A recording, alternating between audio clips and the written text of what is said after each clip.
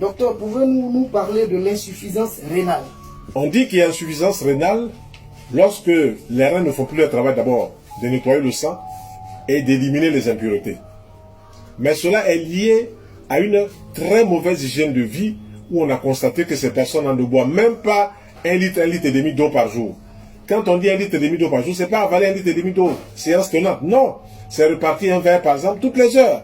En dehors de l'eau qu'on boit pendant les repas, on répartit 1 litre et demi d'eau pure. On prend une eau peu minéralisée et on en boit un verre par exemple toutes les heures ou toutes les 2 heures. On arrive en fin de journée à 18 heures pour avoir, on a avalé à peu près 1 litre et demi d'eau.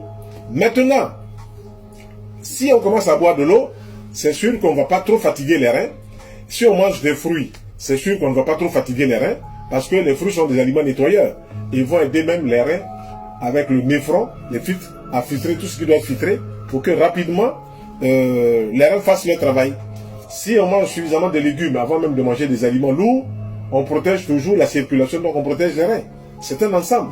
Et on ne peut pas dire que on va s'occuper seulement des reins en laissant les autres parties du corps. Non, ce sont des organes qui éliminent. Les intestins éliminent, les reins éliminent, les poumons éliminent, la peau élimine et puis le vagin chez la femme. Nous on appelle ça IRPPV.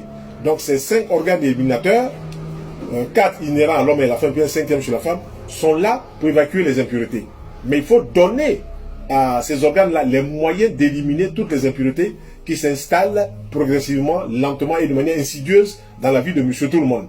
Donc, si on veut avoir un bon organe ou les organes qui fonctionnent bien, il faut qu'on rentre dans la démarche alimentaire où il y a suffisamment d'eau. Dans les fruits, il y a suffisamment d'eau et des vitamines.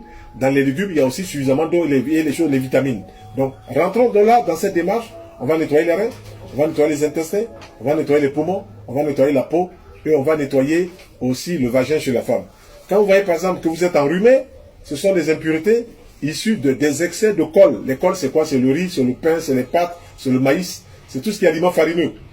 L'excès sort. Si vous voyez par exemple qu'une personne fait des diarrhées, ce sont des diarrhées normales, c'est-à-dire une réaction normale du corps face à des impuretés qui ont été introduites dans l'alimentation. Il faut bien que quand même notre système immunitaire travaille pour nous dire, ah, ces organes éliminateurs font leur travail parce qu'on a introduit quelque chose qui n'est pas bien. Mais si on mange des aliments et puis qu'on a une diarrhée, on s'affole. Oui, on s'affole parce qu'on ne sait pas. Mais celui qui sait ne s'affole pas. Et c'est quand on ne sait pas qu'on s'affole. Et il faut, face à la diarrhée, boire suffisamment d'eau. Il faut teinter l'eau de citron. Il faut teinter l'eau de citron de jus de carotte cru. Il faut faire des jus de carotte et de citron. Il faut faire même de l'eau de riz. Il faut utiliser donc tout ce que la nature a de bon pour nettoyer le tube digestif afin que la fonction du tube digestif qui est d'éliminer toutes les matières qui n'ont rien à faire dans le corps soit correcte. Voilà un peu ce qu'on peut dire par rapport à toutes ces insuffisances rénales. Si la personne se met à boire suffisamment d'eau, c'est-à-dire un verre par exemple toutes les heures, un verre toutes les 2 heures, et qu'elle introduit des fruits dans son alimentation et des légumes crus dans son alimentation, il y a fort à parier que ses reins vont bien fonctionner, que sa circulation va bien fonctionner, qu'elle se portera bien. Mais si elle ne mange pas des fruits et des légumes, je ne peux pas me prononcer. Il y a des plantes pour les reins.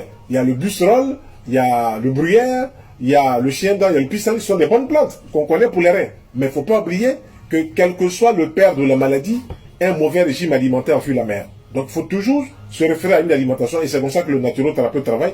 Toujours l'hygiène alimentaire pour nettoyer avant même de proposer une thérapeutique végétale telle que les plantes, etc., etc. Je vous remercie. Merci, docteur.